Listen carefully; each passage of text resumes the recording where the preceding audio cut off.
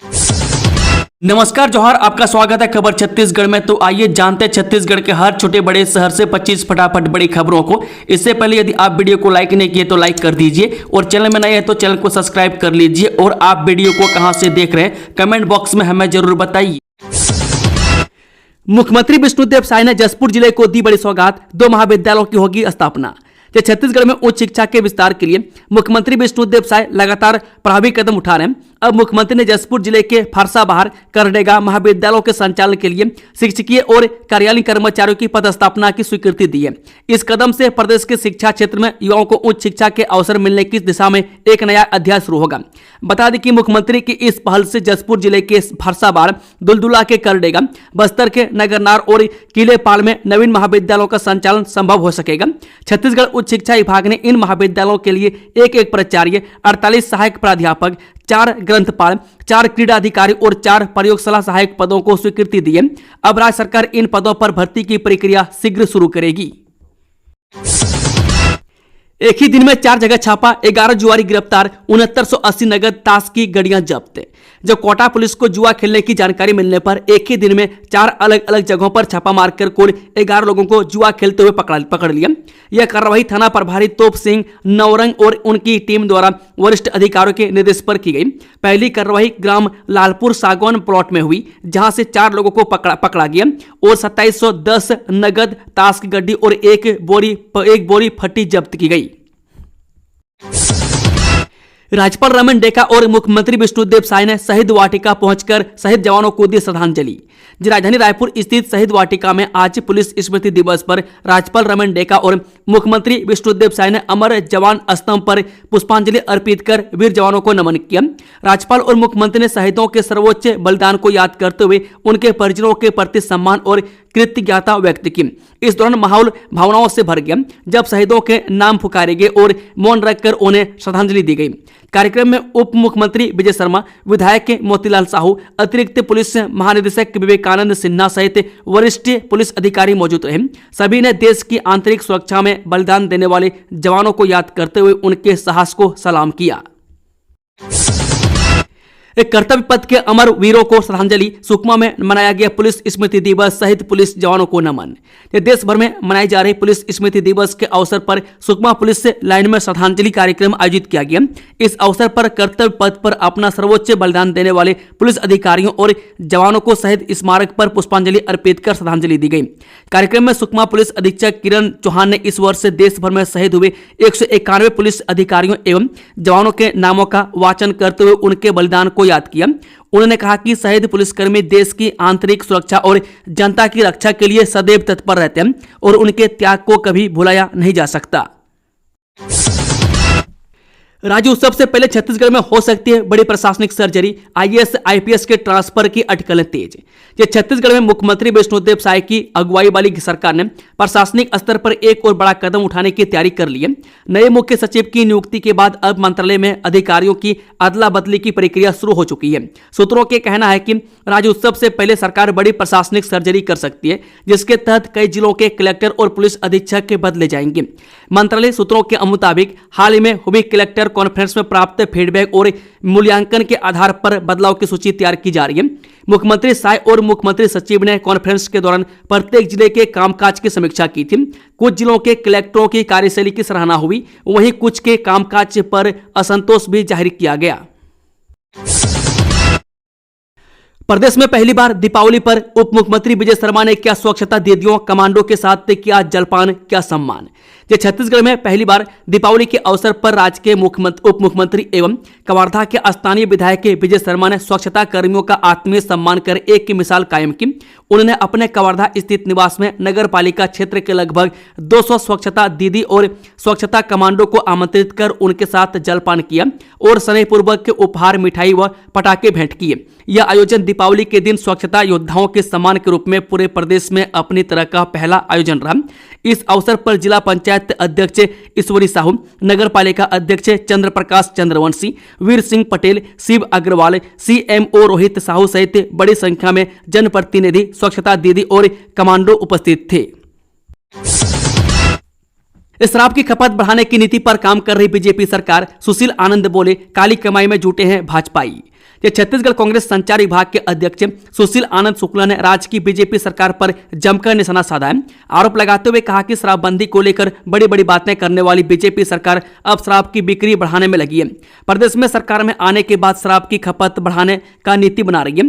67 नई दुकानें खोल दिए गए। 700 दुकानों जो पहले से चल रही थी उनको कंपोजिट कर दिया। देसी में अंग्रेजी, अंग्रेजी में देसी बेचना शुरू कर दिया। मतलब 1400 काउंटर हो गया है। अंबिकापुर मेडिकल कॉलेज हॉस्पिटल से कैदी फरार, इन आरोपों में हुए थे गिरफ्तार। जो अंबिकापुर के राजमाता देवेंद्र कुम्हारी सिंह देव मेडिकल कॉलेज अस्पताल के जेल वार्ड के क्षतिग्रस्त खिड़की को तोड़कर 2 कैदियों के फरार होने का मामला सामने आया है। दोनों कैदी विचाराधीन हैं, जो कि 1 महीने पहले ही एनडीपीएस एक्ट और पॉक्सो एक्ट के मामले में न्यायिक की प्रक्रिया के तहत जेल में बंद हुए थे। घटना के संबंध में बताया जा रहा है कि एक रूटीन प्रक्रिया के तहत अंबिकापुर के सेंट्रल जेल में बंद कुल 4 कैदियों को इलाज के लिए अंबिकापुर के मेडिकल कॉलेज अस्पताल में दाखिल कराया गया था। इस शहीद एएसपी आकाश राव गिरिपुंजे की पत्नी को मिली अनुकंपा नियुक्ति, डीएसपी बनी स्नेहा। जिन नक्सलियों द्वारा सुकमा जिले में लगाए गए आईईडी की चपेट में आकर शहीद हुए एएसपी आकाश राव गिरिपुंजे की पत्नी स्नेहा गिरिपुंजे को छत्तीसगढ़ सरकार द्वारा डीएसपी यानी कि डिप्टी सुपरिटेंडेंट ऑफ पुलिस के पद पर अनुकंपा नियुक्ति दी गई है। यह नियुक्ति छत्तीसगढ़ के मुख्यमंत्री विष्णुदेव साय कैबिनेट के विशेष निर्णय के तहत दी गई है, जिसमें शहीद के परिवार को सरकारी सेवा में सहारा देने की पहल की गई। पिछले दिनों विष्णुदेव साय कैबिनेट ने विशेष प्रकरण मानते हुए डीएसपी पद पर अनुकंपा नियुक्ति देने का फैसला लिया था। इस छत्तीसगढ़ में फिर एक हाथी की मौत। यहां 2 वर्ष में आधा दर्जन से ज्यादा गजराजों ने गंवाई जान। रायगढ़ जिले में एक बार फिर दंतेल हाथी की बिजली की तार के चपेट में आने से मौत हो गई।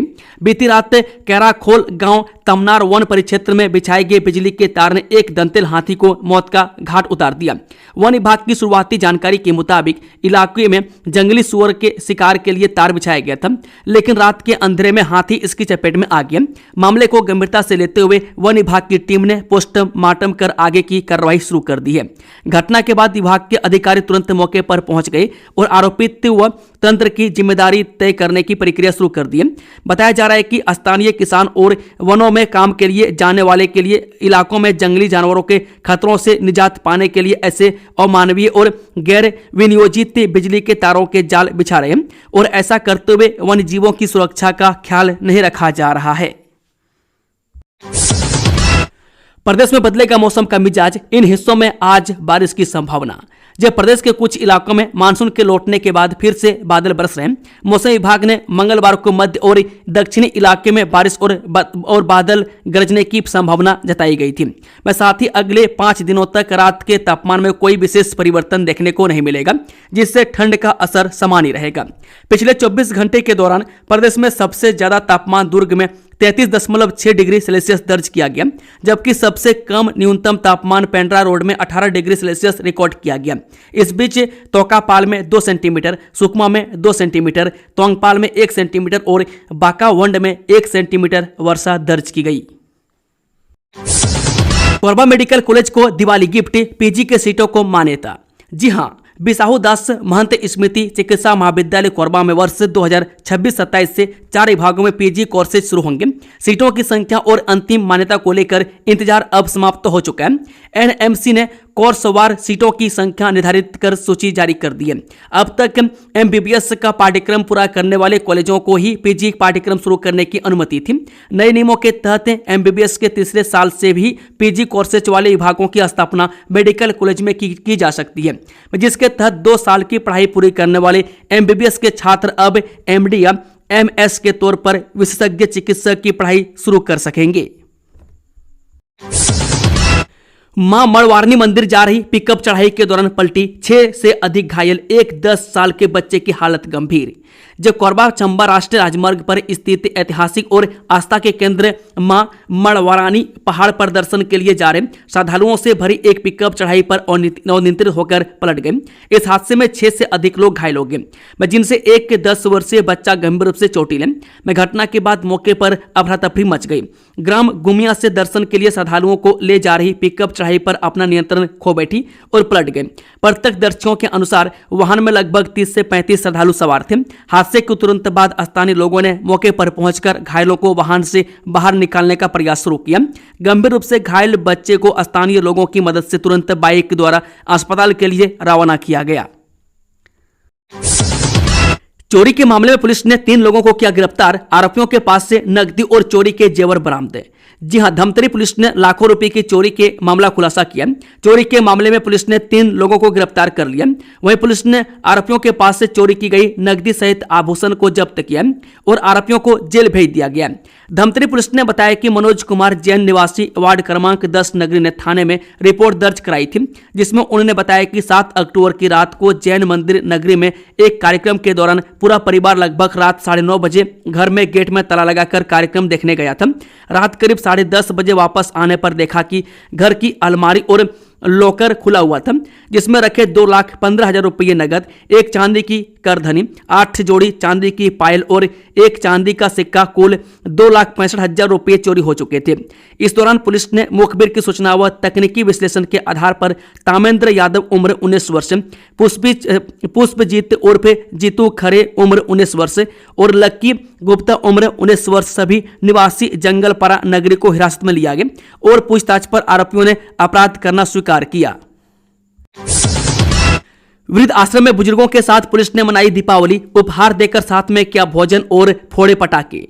जब कोरबा में पुलिस अधिकारियों ने सर्वमंगल मंदिर स्थित वृद्ध आश्रम में दीपावली मनाई। सीएसपी विमल पाठक, टीआई युवराज तिवारी और एएसआई विभव तिवारी ने वृद्धजनों को उपहार बांटे और उनके साथ भोजन किया। इस अवसर पर उन्होंने वृद्धजनों के साथ समय बिताया और उनकी कुशल क्षेम जानी। सीएसपी ने वृद्ध आश्रम संचालक को निर्देश दिए कि वृद्धजनों को किसी भी प्रकार की असुविधा न हो। यह कार्यक्रम वृद्धजनों के साथ दीपावली का त्यौहार मनाने और उनके चेहरे पर मुस्कान लाने के लिए आयोजित किया गया था। जेल में मनी चैतन्य बघेल की दिवाली। भूपेश बघेल को बेटे से मिलने भी नहीं दिया। भावुक होकर बोले, सब मोदी शाह की कृपा। जी हां, पूर्व मुख्यमंत्री भूपेश बघेल दीपावली के अवसर पर अपने बेटे चैतन्य बघेल से मिलने की अनुमति न मिलने पर भावुक हो गए। चैतन्य बघेल शराब घोटाले के आरोप में जेल में बंद हैं और उन्हें जमानत याचिका खारिज होने के बाद भी मिलने की इजाजत नहीं मिली। कांग्रेस ने इसे राजनीतिक द्वेष और अमानवीय कृत्य बताते हुए भाजपा सरकार को घेरा है। दीपावली के शुभ अवसर पर पूर्व मुख्यमंत्री भूपेश बघेल ने अपने बेटे चैतन्य बघेल से मुलाकात की अनुमति न मिलने पर गहरा दुख व्यक्त किया है। चैतन्य बघेल शराब घोटाले के मामले में जेल में बंद हैं और इस दीपावली पर वे अपने पिता से मिल नहीं सके। इस घटनाक्रम पर प्रतिक्रिया देते हुए भूपेश बघेल ने एक भावुक ट्वीट किया, जिसमें उन्होंने अपनी पीड़ा जाहिर की। रायगढ़ में दीप महोत्सव कार्यक्रम में शामिल हुए सीएम साय। सर्व सुविधायुक्त भवन और मेहतारी सदन की दी सौगात। कहा, संतों की कृपा और जनता के विश्वास से ही संभव हुआ है सुशासन का दीपोत्सव। दीपावली के पावन अवसर पर मुख्यमंत्री विष्णुदेव साय कल रायगढ़ जिले के लेलुंगा तहसील के ग्राम भुया पानी पहुंचे। यहां उन्होंने गुरुधाम में आयोजित दीप महोत्सव कार्यक्रम में शामिल होकर अपने आराध्य संत गुरुदेव स्वामी धनपति पंडा और प्रेमशिला पंडा की प्रतिमाओं के समक्ष नमन कर प्रदेशवासियों के सुख, शांति, समृद्धि और खुशहाली की मंगल कामना की। मुख्यमंत्री साय ने इस अवसर पर दीपावली की हार्दिक शुभकामनाएं देते हुए कहा कि यह दीपोत्सव हर घर में उजियारा और हर जीवन में सुख, समृद्धि, शांति एवं प्रेम का प्रकाश फैलाए। उन्होंने कहा कि गुरु का आशीर्वाद सदैव हम सब पर बना रहे। कार्यक्रम के दौरान उन्होंने शिव मंदिर में जाकर शिवलिंग पर जलाभिषेक किया तथा हनुमान मंदिर एवं वट वृक्ष की पूजा अर्चना भी की। तो दीपावली पर नहीं मिली खुशखबरी, इन किसानों को 2-2 हजार रुपये मिलेंगे। जब प्रधानमंत्री किसान सम्मान निधि यानी पीएम किसान योजना की 21वीं किस्त का इंतजार लगातार बढ़ता ही जा रहा है। पीएम नरेंद्र मोदी ने 2 अगस्त 2025 को वाराणसी से पीएम किसान योजना की 20वीं किस्त जारी की थी। इसमें 9 करोड़ 7 लाख से ज्यादा किसानों को डीबीटी के माध्यम से 20,500 करोड़ से अधिक की धनराशि ट्रांसफर की गई थी। वहीं उम्मीद लगाई जा रही थी कि 21वीं किस्त दीपावली पर आ सकती है, लेकिन दीपावली के दिन भी अन्नदाताओं को 2-2 हजार रुपये की सौगात नहीं मिली। छत्तीसगढ़ में गजब हो गया, दीपावली के पटाखों का नहीं दिखा असर। रायपुर में सामान्य दिनों से अधिक साफ दिखा आसमान। ये छत्तीसगढ़ की राजधानी रायपुर में दीपावली के दूसरे दिन भी सुबह सुहानी नजर आई। जहां दिवाली के पटाखों का असर वहां की आसमानों में बिल्कुल असर होता नजर नहीं दिखा। आसमान सामान्य दिनों की तुलना में अधिक साफ और विजिबल नजर आया है। यही नहीं, एयर पोल्यूशन में भी कमी देखी गई है। रिपोर्ट के मुताबिक दीपावली में पटाखे जलाने के बाद 21 अक्टूबर 2025 को राजधानी रायपुर की हवा साफ सुथरी नजर आई। रायपुर में आसमान में नहीं जहरीले धुएं का गुब्बार नहीं देखा गया। इतना ही नहीं, रायपुर का आसमान सामान्य दिनों से ज्यादा साफ नजर आया। उसकी विजिबिलिटी भी बेहतर नजर आई है। आत्मसमर्पित नक्सलियों ने पहली बार मनाई दीपावली। पहले की खरीदारी, फिर लक्ष्मी पूजा कर खूब की आतिशबाजी। जी हां, कल देश भर में दीपावली का पर्व मनाया गया। इस बीच आत्मसमर्पण करने वाले नक्सलियों ने भी सालों बाद एनडीटीवी के साथ दीपावली का पर्व धूमधाम से मनाया। पुलिस अधीक्षक कार्यालय में आत्मसमर्पित नक्सलियों ने पहले मां लक्ष्मी की पूजा अर्चना की, उसके बाद जमकर आतिशबाजी कर दीपावली का पर्व मनाया। इस दौरान सभी के चेहरे पर खुशी देखते बन रही थी। रायपुर में 80,000 की लूट, आरोपियों ने लैपटॉप दिखाने के बहाने बुलाया, चाकू से डराकर रकम ट्रांसफर कराई। ये छत्तीसगढ़ के रायपुर जिले के पंडरी यानी कि गोवा पुलिस थाना इलाके के दलदल सिवनी इलाके में चाकू की नोक पर 80,000 रुपए की लूट करने वाले 2 नाबालिग समेत 4 लोगों को पुलिस ने पकड़ लिया। वह पीड़ित तरुण ने पुलिस को बताया कि वह अपने दोस्त प्रवीण साहू के साथ एक्टिवा से घर लौट रहा था। इस दौरान प्रवीण का एक परिचित नाबालिग युवक ने उन्हें लैपटॉप दिखाने के बहाने शंकर नगर स्थित मस्जिद के पास बुलाया। तरुण और प्रवीण जैसे ही वहां पहुंचे, 3 युवक के मौके पर आ गए। उन्होंने नाम पता पूछते ही जान से मारने की धमकी दी और दोनों पर हमला कर दिया।